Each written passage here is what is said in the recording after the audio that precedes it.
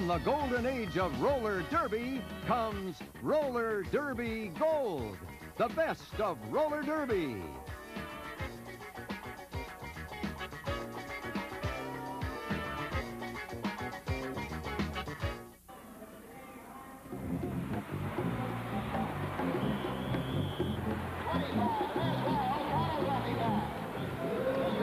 Here's roller derby action from the Civic Center over the special Midwest Pioneer Roller Derby Network. The Midwest Pioneers and the Jolters meeting in excitement on the bank track.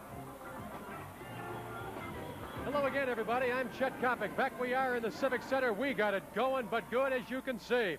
The Pioneers Jolters, 48 minutes of skating action in the first half, left us knotted up 24-24, a standoff on both sides. And look out for that Villanueva kid on the Pioneers. 220 pounds of dynamite. She is explosive. Buddy Atkinson says, and correctly, she is ready to play. We'll have fast and exciting derby right after this timeout. Back we are, and the Pioneers just got themselves a lift, but good, as the big Samoan spunk, the Pineapple Kid that Buddy Atkinson Sr. talked about at halftime. Aloha Linda Villanueva. There you see her with the long hair covering up the numerals. As Jan Ballo comes by for a little whack, Villanueva rammed on through that pack, put the Pioneers on the scoreboard. They lead by 2 points. The Pioneers 29, the Jolters 27, 5:36 left in period number 5. 6, 7, and 8 coming up, and here comes the ice cream kid, Sherry Eric. Eric out and moving for the Pioneers. Right behind her, there you see Jan Ballo. Eric and Ballo, only scoring threats on this play as Sherry takes a belt but maintains around the Pioneer turn. Now she moves inside. Ballo will go to work physically. She cannot beat Eric with speed. Sherry is up on the railing and onto the basketball floor. Now Jan Ballo, and she takes a warning from Chris Ortiz. Slows it down and moves up backside. She will go to work on Villanueva. And you can begin to feel the tension. You can begin to feel the excitement mount. Here it comes. Here it comes, and Ballo is yelling at her teammates, yelling out instructions, and Buddy Atkinson Sr. moves in to talk to Villanueva. She picks up speed, moving against the Samoan, 220 pounds. Ouch. Jan Ballo moves inside the pack, nothing yet. Villanueva maintaining for the Pioneers. The big Pineapple, 220 pounds. Inside goes Ballo, and she dekes. She dekes the youthful skater out of position. She is on the scoreboard as she continues and finally puts the hands on the hips. And the official decision, 3 Jolter points and a lead on the play. The Jolters 30, the Pioneers 29. As Buddy Atkinson is in the infield talking with Coach Shu. And there you see Lee Stingone, number 56. The Pioneers now on the downside. They need 1 point to move back into a tie, and we have got ourselves a game going on. And look at Ballo. You can see that coming. You can see that coming. Villanueva is down, but she'll be up. You can bet on that. Look at Weston moving. Joni Weston as Ortiz moves in the middle along with Donovan. Joni always protecting her teammates. She's a policeman. That's her job on this club. As well as, of course, being women's captain. Now the pack reforms. Of course, for you fans who did not see the first half of this game, the Pioneers are wearing new uniforms. A twist on the part of Buddy Atkinson. He goes for a totally new look, and look at Weston. Weston going to work on Ballo on the railing. And she's going to sit. She'll take a penalty for that, but it's a good penalty. She told him early that they couldn't go on like that. And now Ballo's going to sit. Ballo put down a Pioneer skater, Terry Lewis, and she's going to sit so quickly the Jolter advantage is neutralized. As skaters, 1 each on each side, will go into the penalty box. Under 3 minutes to play here in number 5. At the end, of course, at the end of the 8th period, at the end of the game, in other words, we will have interviews as we take a portrait of Jan Ballo, the powerful, all-powerful women's captain of this Jolter team. And over in the Pioneer penalty box, Buddy Atkinson confers with Joan Weston as Lee Stingone moves into the picture. So now we'll set up at 4-on-4 as the skaters on the track move into our cameras.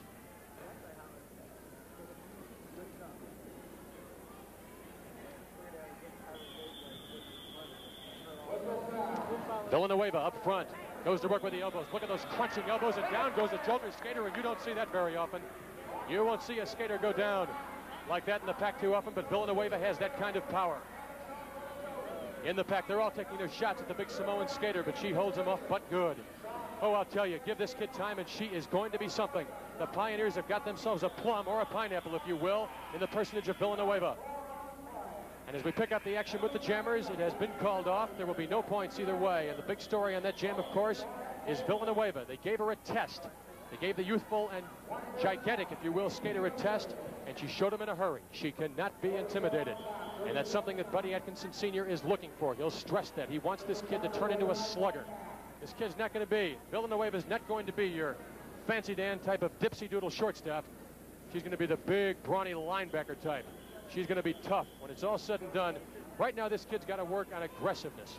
Eventually, when she gets the experience, Villanueva will be something. You can bet on that. Vallow leads him out, joined by Duran and Claudia Habdi, and they go to work on Koshu, Vallow and Habdi. Little Francine Koshu taking the abuse, and here comes Weston to intercede. She goes to work, connects on Vallow, connects on Habdi, and here comes Francine. Koshu now out and moving as Villanueva goes to work with Vallow. Jolters with no scoring threat at this moment. There you see Weston put down a Jolters skater. Now she goes to work on Vallow. Weston maintains the Pioneers with the only scoring threat. Under 1 minute to play here in period number 5. Here comes Francine around the Jolter turn. Set it up. Goes 1-on-2. Nothing yet. And look at Vallow. Come on, check it out. Watching for the penalty. Vallow will go as far as she can, and for that reason, you got to let her.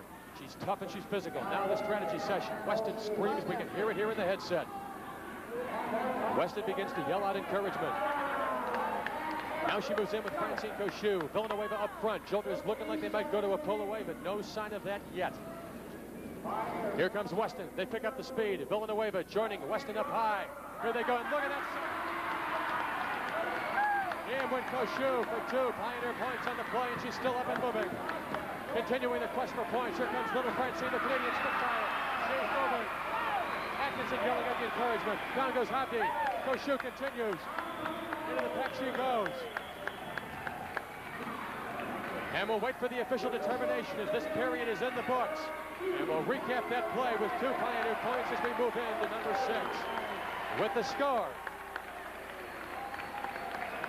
the Midwest Pioneers 31 and the Jolters 30. Let's take time out. The 5th period of play saw the Midwest Pioneers come up with the necessary offense, so they move into a 1-point margin at 31-30. 36 minutes of IRLD excitement left to play in this game, and we have had ourselves a double dip of excitement. You can bet on that. I'm Chet Kopic, and it's great to be announcing roller derby, the sport of the 70s. And get out there and see yourself a live game as out moves Charlie Gibson, one of the great live stars in roller derby, and I do mean live, the man with the windmill block. And he's joined by Jake Harris, 2 guys who are long and lean out on this jam. The Pioneer Gibson, the Jolter Jake Harris. He moves up with the block and seizes a skating advantage and takes a warning for doing just that. Now Gibson retaliates with the knee and comes on with the elbow. Crunch off that 80-inch reach. These guys are going at it pretty good. A couple of fly boys. Look at them working with the elbows.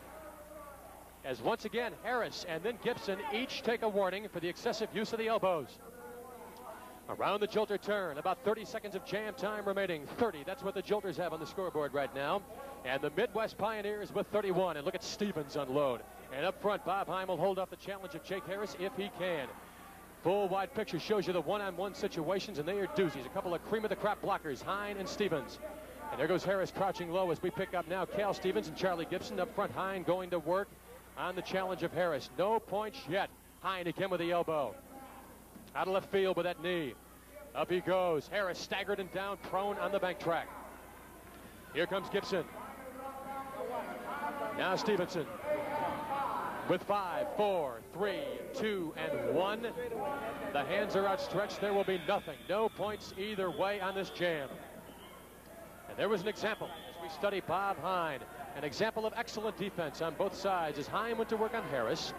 And then, of course, Stevens went to work on the youthful Pioneer Gibson. They both withheld. As Hine and Stevens, as we get the portrait of Harris, exchange the bad eyes and have themselves some conversation and stick around. Before this thing is over, I got an idea that the roof might collapse if those 2 guys go at it. Hine and Stevens have been giving each other the bad eyes, and they've even thrown a few fists in this game. For you folks who saw the first half, second half shapes up big. Bennett got some time, and here comes a fly boy. 10.5 minutes remaining here in number 6, and here comes Johnny Rice. Scopus right behind him. Former Pioneer teammates. Here comes Scopus, moves inside, comes on with the right forearm. Again, 2 times. Rice goes to work, up high, airborne. Around the Jolter turn, here comes Ronnie Robinson. He'll test his luck, is down with Johnny Rice. And pick it up, here comes the excitement. Cattell inside with Stevens, holding it up for the Jolters, and the visitors are on the scoreboard. Yeoman work by the team in the brown and the blue. And the result is that they now have themselves a lead. As Jerry Cattell, the awesome blonde tiger, gave this man the necessary blocking strength to give his Jolter team a lead at this point. It's only 2 points, but a lead is a lead. And the score, the Jolters 33, the Midwest Pioneers 31.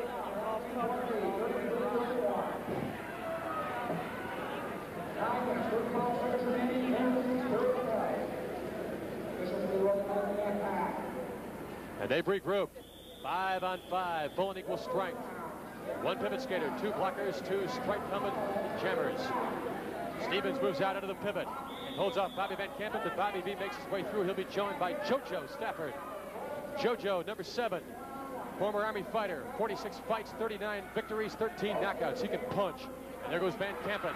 Oh, look, he goes to work. Got a knockout, but he wins on points in that situation. As Stafford has to regain, he's got a ways to go to catch up. The blonde tiger, the former Oakland cop, Jerry Cattell, backside, goes to work on Bobby Van Kampen. As little Bobby V, who's taking himself some punishment, is staggered as he uses the railing for leverage. Now Robinson has got to work out. He's got Scopus in front of him. Now he'll have to go to work on Stafford. Here comes the blonde tiger, Cattell. His club has a 2-point edge. He tries to move inside, but nothing. Up and on the railing is Stafford. Now Pioneers on the offensive. Inside goes Van Kampen. He's on the scoreboard. Hands on hips. Offside time. 1 Midwest Pioneer point on that play. And don't forget, to understand this game better, learn to really get a grasp of what roller derby is all about, get your free copy of the roller derby rules by writing to Rules, Box 1828, Oakland, California, 94604. Also, if you'd like to receive advance information about upcoming games in your area, write to Mailing List, Box 1828, Oakland, California, 94604. Get them both. Find out about where the live games are going to be in your area. See all the great stars. See Laszlo, see O'Connell, see McGuire, see Gammon,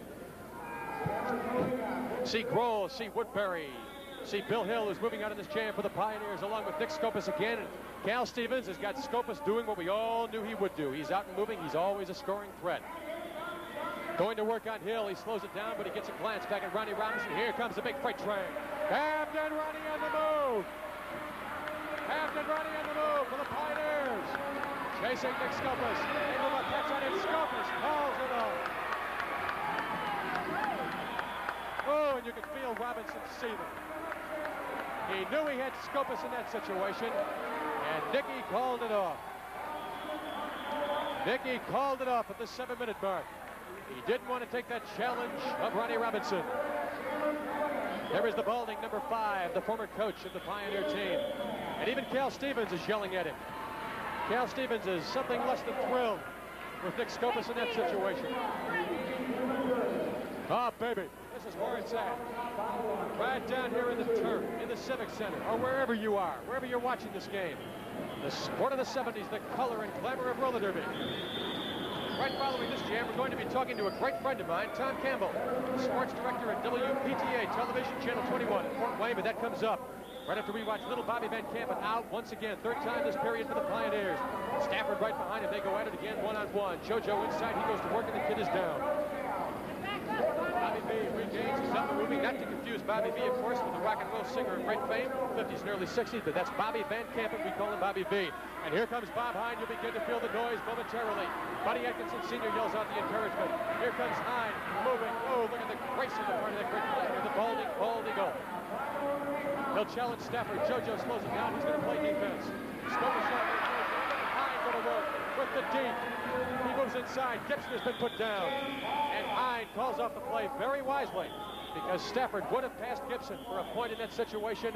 And as a result, the Pioneers keep that situation just the way it was. They don't lose any ground. And Tom Campbell, that was exciting roller derby action the way I know your viewers back on WPTA Channel 21 in Fort Wayne all enjoy it. Well, they're certainly looking forward to it, Chet, and as you know, we have it every Saturday night, and we're really looking forward to having you bring the games to us. I know that there's a lot of interest in this Villanueva, particularly on the girls' team. Well, I know you mentioned a very good point there, Tom, about Villanueva as we watch the skaters begin to regroup. And also, I know Joan Weston, the Golden Girl, has always been a great favorite down in your area. Joan has particularly been a favorite because of her aggressive action, and that's what Villanueva is lacking right now. Tom, stick around. Talk with you in one moment. Here comes Johnny Rice. Here comes Johnny Rice, and baby, get set, get out the wings. Here comes the cat that can fly. Right behind him, Mike Moore with Ronnie Robinson. Robinson will go to work on Moore as we watch action in the pack, and down they go. Johnny Rice has got room to roll. Johnny Rice can take his time. He can measure the strides, and there you see him. Little Johnny. A scoring threat at all times. Gal Stevens back to block for the Jolters. 4:38 left here in number 6. Chicks for 7, guys for 8. Then we go to the conclusion interviews. Stick around. Stevens up high with a knee. Here comes Larry Smith. Conference time. Here they go, setting up the strategy. This may be an off-tackle right with a crossbuck before it's all said and done after the long strategy conference those guys had. Off the whip, they set it up, down goes Stevens. Beautiful block by Smith. And Rice calls it off. Takes the 1 point. Gives the Pioneers a tie score at 33-33 at the 4-minute mark. On to Johnny Rice. Terrific moves on the part of the young kid. There is certainly a lot of moves Johnny Rice has on the track, but I'd say that this Nick Scopa has to be one of the people that our fans in Fort Wayne won't want to miss when they watch roller derby on Channel 21. Tom Campbell, sports director at WPTA Channel 21 in Fort Wayne. A great favorite I know down in that area, and especially with the chicks from what I hear. Thank you, Chet. I think. 5 on 5, full and equal strength. Pioneers and Jolters. I'm Chet Kopic. This is the sport of the 70s, and we're coming at you full tilt. Stick around. We got a long way to go, baby. About 27 minutes worth, and maybe even some overtime. Charlie Gibson out for the Pioneers. Yellow and red if you're watching in color. New unis for the Pioneers. Cattell right behind Gibson. Here comes the blonde tiger. Lots of bulk, lots of experience. Ooh. Down goes Gibson. He'll remember that one come rub down time tomorrow. Here comes Cattell. He'll move up front. He's got an equally as powerful teammate, the awesome Cal Stevens, to go to work on the challenge of Ronnie Robinson. They'll need everything they can get. Ronnie facing a 1-on-2. Stevens out of nowhere. Robinson banged into his own teammates, and the result. Get set. Click the turnstiles. Open up the tote board. The Jolters have got themselves a harvest on this play. They really hit the cash box. The result. A 4-point margin. The tie is history. We've gone from 33-33 to 37 Jolters, 33 Pioneers. Tom Campbell, that's one of the great facets of roller derby, is the fact that the leads can change hands so quickly with a great offense in the score. Well, with the score 24-24 at the half, and here we are in sixth period, right?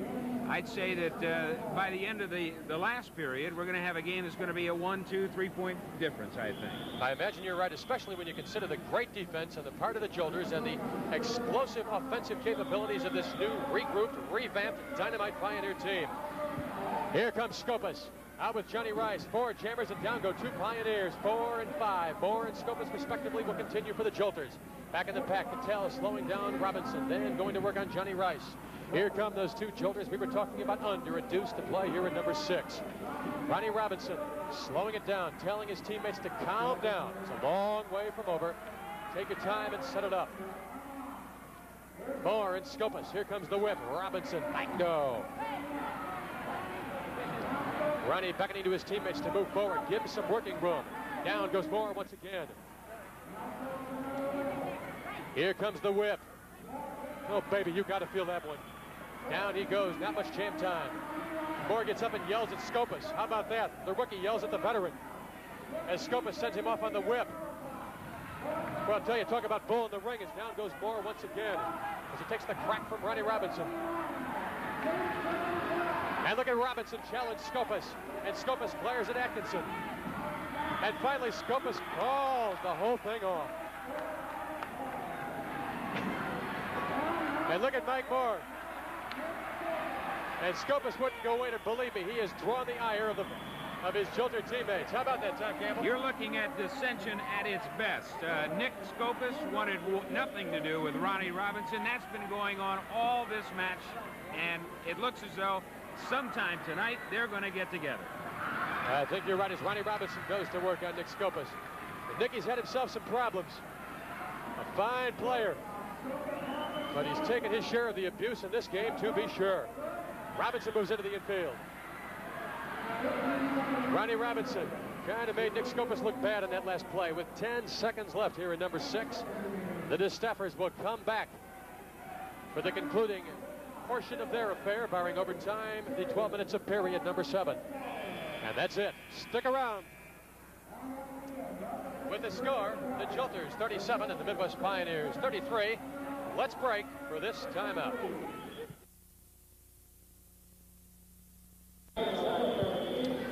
All right, back we are for number 7. They'll go 5-on-5, full and equal strength. The Jolters and the Pioneers, Vallow leading out the locomotive. Jersey number 8 with a football helmet.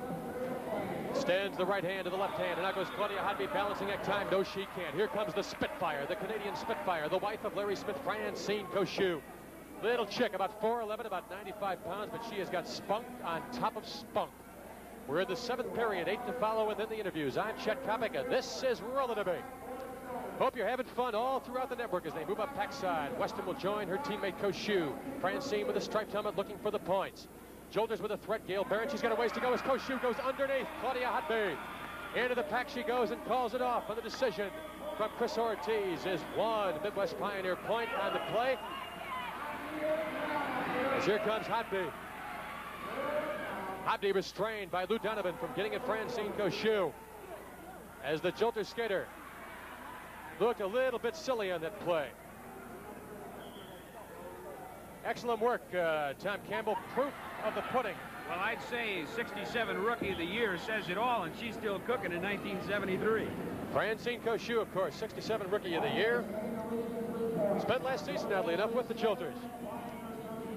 Real close horse. Got herself vines to go with the vines and then some. Weston with Vallow up front. They've thrown enough elbows to fill Yankee Stadium in this game.